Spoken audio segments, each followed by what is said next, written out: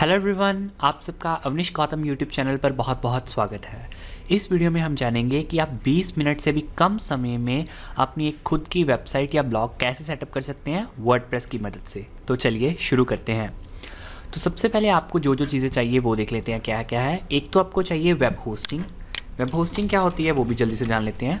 Web hosting एक ऐसी जगह होती है, बेसिकली जब मैं गूगल सर्च करता हूँ तो बेसिकली ये मुझे वेब होस्टिंग के सर्विस प्रोवाइडर्स बता रहा है कि जो जो वेब होस्टिंग सर्विसेज प्रोवाइड करते हैं। वेब होस्टिंग होती क्या है, जहाँ पर आपके ब्लॉग या वेबसाइट की सारी फाइल्स स्टोर होती हैं।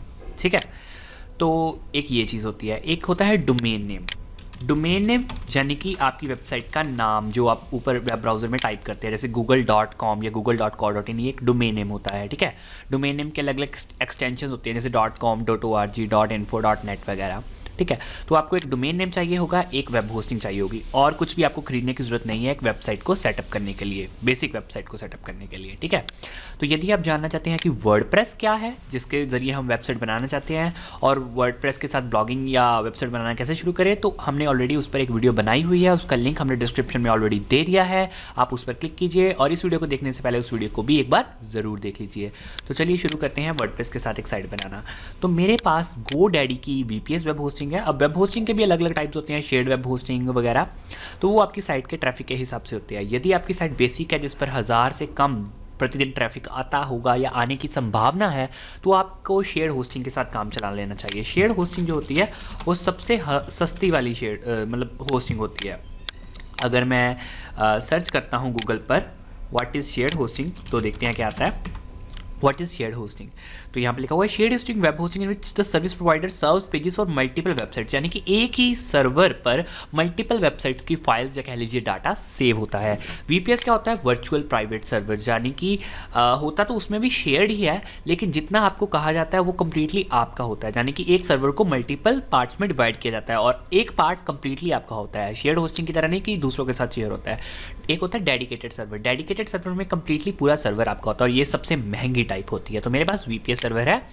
VPS सर्वर और डेडिकेटेड सर्वर क्वाइट सिमिलर हैं, काफ़ी ट्रैफिक संभाल सकते हैं। ठीक है, तो अब आपको होस्टिंग के बारे में क्या पता होना चाहिए। होस्टिंग का cPanel, उसका IP एड्रेस और उसके नेम सर्वर। तो मेरे पास अभी एक है cPanel। अब मैं cPanel ओपन कर रहा हूँ, cPanel.bestie.in। तो bestie.in एक डोमेन नेम है जिस पर मैं आज आपको एक वेबसाइट बनाकर दिखाने वाला हूँ। तो ये उसका cPanel है, cPanel.bestie.in। ठीक है, ज़्यादातर वेब होस्टिंग प्रोवाइडर्स जो भी है वो ऐसे प्रोवाइड करते हैं cPanel। आपको ऐसे प्रोवाइड नहीं होगा। जब भी आप एक वेब होस्टिंग परचेज करते हैं तो उस पर आपको एक cPanel का एड्रेस मिलेगा। यदि आप एक cPanel enabled web hosting choose करते हैं, शेयर होस्टिंग सभी cPanel एनेबल्ड होती हैं ऑलमोस्ट, तो आपको वो देखना पड़ेगा। वहाँ पर आप cPanel का एड्रेस टाइप कीजिए, अपना यूज़र नेम टाइप कीजिए और पासवर्ड। तो जल्दी से मैं अपना यूज़र नेम और पासवर्ड करके अपनी वेब होस्टिंग में के cPanel में लॉगिन कर लेता हूँ।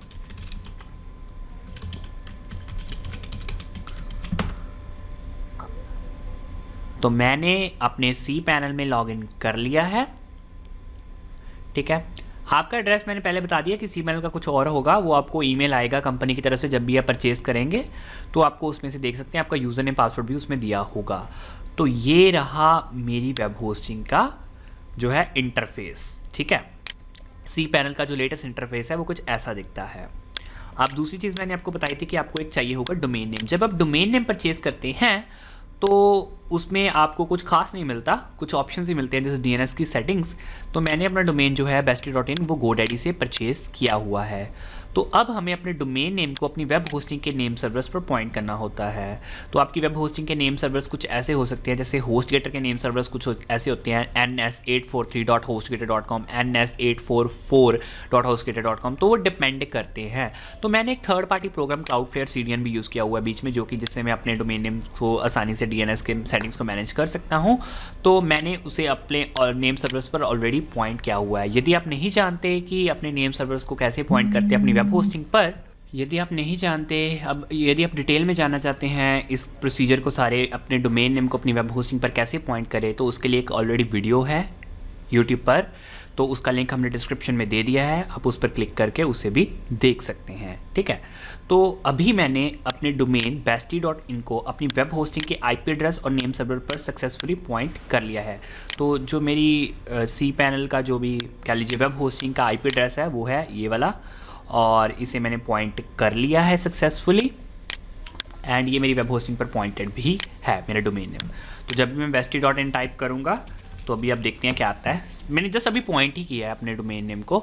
अभी आप देख सकते हैं यहाँ पर इंडेक्स ऑफ ये आ रहा है, कुछ बेसिक सी फाइल्स आ रही हैं php.ini php.5ini। तो ये कुछ फाइल्स होती हैं ये बेसिकली, अभी कुछ भी इस पर इंस्टॉल नहीं किया गया है। ठीक है, अब हम इस पर वर्डप्रेस इंस्टॉल करेंगे, उसकी मदद से एक ब्लॉग या वेबसाइट बनाएंगे।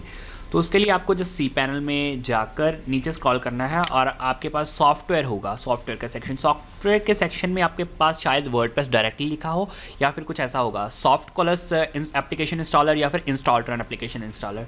तो आजकल सभी web hosting companies 1 click WordPress installation provide करती हैं और उनके लिए अलग अलग सॉफ्टवेयर्स हैं, जैसे इंस्टॉलर है, सॉफ्ट कॉलस है, या फिर डायरेक्टली वर्डप्रेस भी प्रोवाइड करती हैं। तो मेरे में यहाँ पर cPanel में इंस्टॉलर एप्लीकेशन इंस्टॉलर है, तो मैं इस पर क्लिक करता हूँ। ऐसा करने पर मेरे सामने बहुत सारी एप्लीकेशंस ओपन हो चुकी हैं जो कि मैं इंस्टॉल कर सकता हूं। तो इसमें कंटेंट मैनेजमेंट की एप्लीकेशंस में सबसे पहले नंबर पर वर्डप्रेस है। वर्डप्रेस बहुत ही पॉपुलर CMS है या फिर कह लीजिए कंटेंट मैनेजमेंट सॉफ्टवेयर है, जिससे आप वेबसाइट्स या ब्लॉग्स क्रिएट कर सकते हैं without any knowledge of coding. ठीक है, और इंटरनेट पर जितनी भी मौजूद वेबसाइट हैं उनमें से 27% वेबसाइट्स वर्डप्रेस की मदद से बनी है। तो ये क्वाइट पॉपुलर है, आप इसे ज़रूर ट्राई कीजिए। तो अभी मैं वर्डप्रेस पर क्लिक करता हूँ। उसके बाद ये हमें वर्डप्रेस के बारे में बताएगा। WordPress an open source blog application वगैरह वगैरह सारा बता रहा है। ये 45 से ज़्यादा लैंग्वेजेस में अवेलेबल है और इसका इंस्टॉल साइज़ भी बता रहा है। यदि आपकी वेब होस्टिंग लिमिटेड है तो ये आपके लिए बेटर करता है। बेसिकली मेरी वेबसाइट अनलिमिटेड है, मुझे स्टोरेज की कोई ऑप्शन मतलब कोई दिक्कत नहीं है, तो मैं सिंपली इंस्टॉल इस एप्लीकेशन के बटन पर क्लिक करता हूँ। आप पढ़ सकते हैं सारी डिटेल्स को। जब ऐसा करेंगे आप तो उसके बाद आपके सामने कुछ इंस्टॉल के ऑप्शंस ओपन हो जाएंगे। तो जल्दी से पढ़ लेते हैं ये क्या है। इंस्टॉल लिखा हुआ है यहाँ पर, welcome to the installer install wizard, this wizard will guide you through the installation process. इससे मतलब जो भी पढ़ा होगा जैसा जैसा आपको बताया गया आपको वैसे भरना है। जस्ट मैं आपको जल्दी जल्दी बताऊँगा। ठीक है, the install process will add an instance of the selected application of your domain. हाँ, एक और बात मैं आपको बताना चाहता हूँ कि ये ज़रूरी है कि जब आप वेब होस्टिंग परचेज़ करें तो उसमें जिस डोमेन नेम को आपने एंटर करना है वो पहले ऐड ज़रूर कर लें।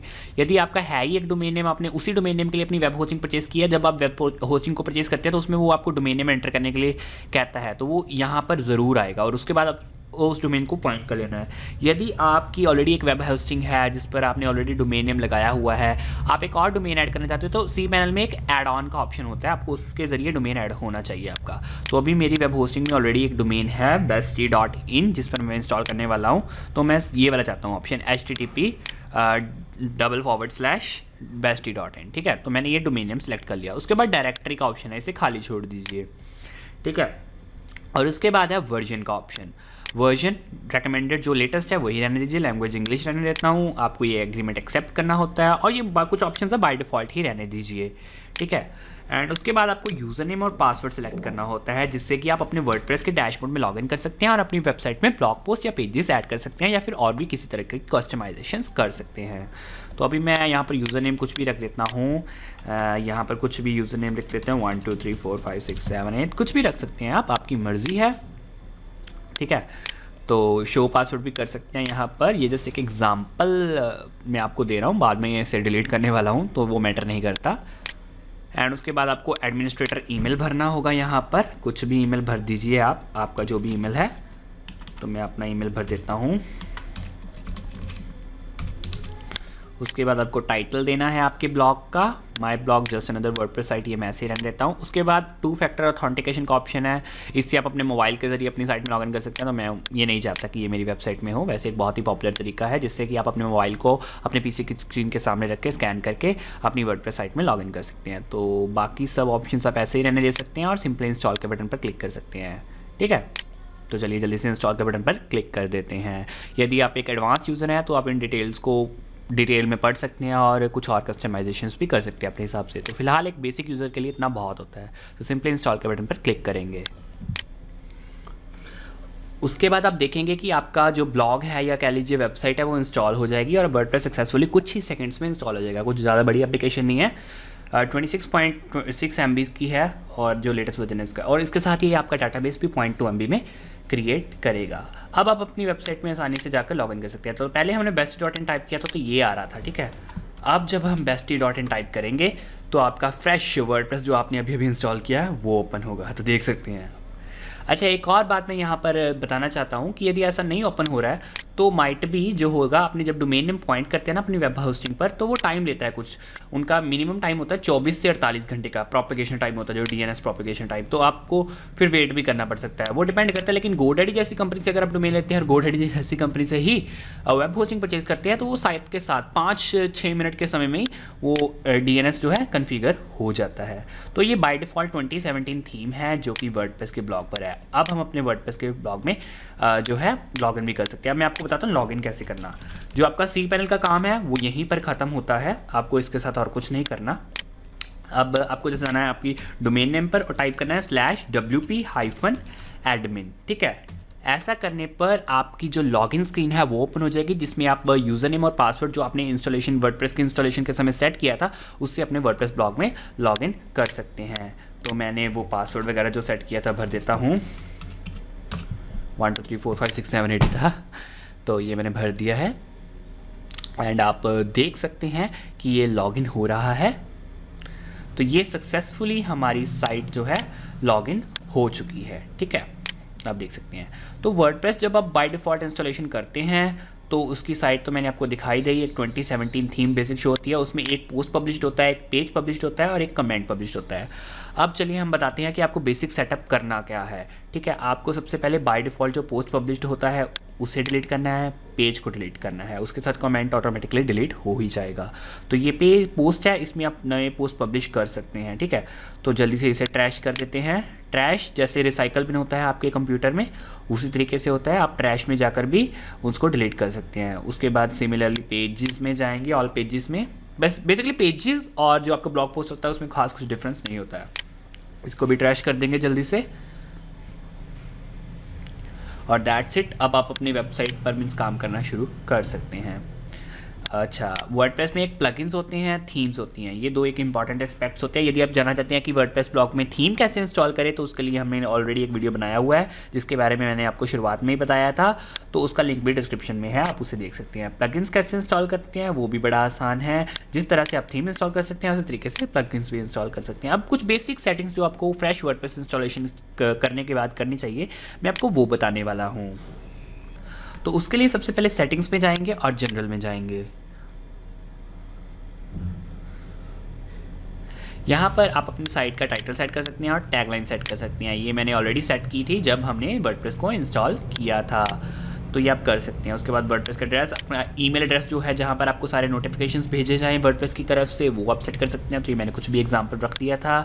हाँ, तो अब जो इंपॉर्टेंट सेटिंग्स आती है वो है अपना टाइम जोन सेट करना। मान लीजिए मैं इंडिया में हूँ तो मुझे इंडिया का टाइम जोन जो है UTC + 5:30, तो ये मैं सेट कर देता हूँ। अब आप डेट फॉर्मेट सेलेक्ट कर लीजिए, तो मैं बाय डिफ़ॉल्ट रहने देता हूँ और टाइम फॉर्मेट सेकंड वाला सेलेक्ट कर लेता हूँ। वीक स्टार्ट्स ऑन मंडे और site language English United states. ये आप कुछ भी अपने हिसाब से सेट कर सकते हैं जैसे ही आपकी साइट है, और उसके बाद सेव चेंजेस के बटन पर क्लिक कीजिए। तो इस तरीके से आपको अपने वर्डप्रेस ब्लॉग या वेबसाइट की जनरल सेटिंग्स कर लेनी है। उसके बाद आते हैं राइटिंग सेटिंग्स में।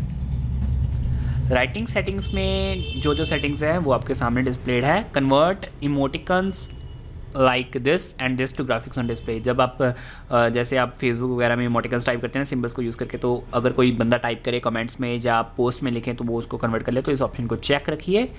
उसके बाद आपकी डिफ़ॉल्ट पोस्ट कैटेगरी, ये आपके बाद की बातें हैं सब, जब आप ब्लॉग पोस्ट लिखना शुरू करेंगे तो ये आप कुछ सेट कर सकते हैं, ठीक है। और पिंग वगैरह के सर्वर्स भी आप खुद ऐड कर सकते हैं। तो ये कुछ सेटिंग्स है जो आपको खुद ऐड करनी पड़ेगी, इसमें मैं आप हेल्पलेस हूँ, ठीक है। उसके बाद रीडिंग सेटिंग्स होती हैं।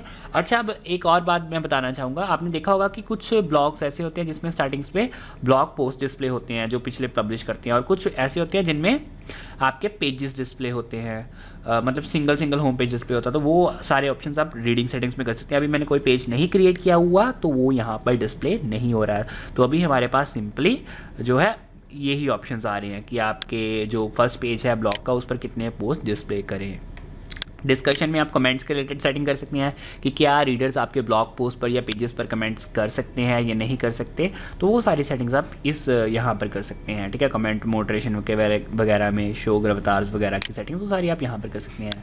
मीडिया की सेटिंग्स में आपकी इमेजेस वगैरह की सेटिंग्स आती हैं, ठीक है, कि इमेजेस आपकी क्या सेटिंग होती है।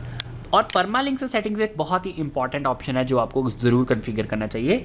तो मैं आपको रेकमेंड करूंगा कि ये वाला पोस्ट नेम वाला स्ट्रक्चर प्रेफर करें। प्लेन स्ट्रक्चर भी होता है, डे एंड नेम स्ट्रक्चर भी होता है। आपने देखा होगा कि कुछ वेबसाइट का यूआरएल ऐसे होता है, जैसे जिस डेट को उन्होंने पोस्ट पब्लिश किया उसका ये टेम्पलेट और उसके बाद उसका पोस्ट का नेम।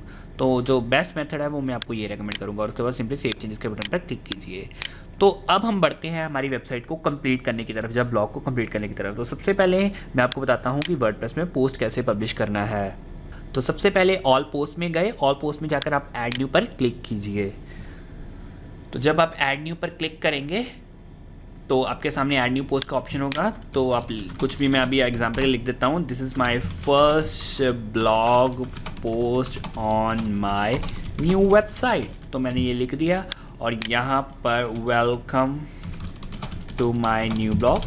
जैसे ऑप्शंस आप वर्ड में होते हैं माइक्रोसॉफ्ट वर्ड में, ठीक है, वैसे यहाँ पर है बोल्ड, इटालिक वगैरह के, सेंट्रलाइज्ड, सेंटर लाइन वगैरह। तो ये कुछ ऑप्शंस है। आप किसी भी पोस्ट को पब्लिश करने से पहले उसे प्रीव्यू करके देख सकते हैं। यहाँ पर आप उसका परमालिंक जैसे मैंने आपको बताया वो आप सेट कर सकते हैं। जैसे मैंने लिख दिया फर्स्ट पोस्ट, तो bestie.in/first post, तो इस तरीके से आप ये भी सेट कर सकते हैं। तो ये टोटली आपकी मर्जी होती है। उसके बाद कैटेगरीज ऐड कर सकते हैं, और ये हमने पहले भी डिस्कस किया, टैग्स और फीचर्ड इमेज वगैरह लगा सकते हैं। इमेजेस भी ऐड कर सकते हैं अपने ब्लॉग से। मैं आपको एक इमेज भी ऐड करके दिखाता हूँ। अपलोड फाइल्स कीजिए, सेलेक्ट फाइल्स कीजिए, और अपने कंप्यूटर से आपको अब फाइल्स चूज़ करनी पड़ेंगी। कोई भी आप फाइल चूज़ कर सकते हैं। तो अभी मैं कोई भी एक सैम्पल इमेज उठा लेता हूँ। मान लीजिए मैंने ये इमेज उठा ली है। उसके बाद आपकी इमेज जो है वो अपलोड होगी।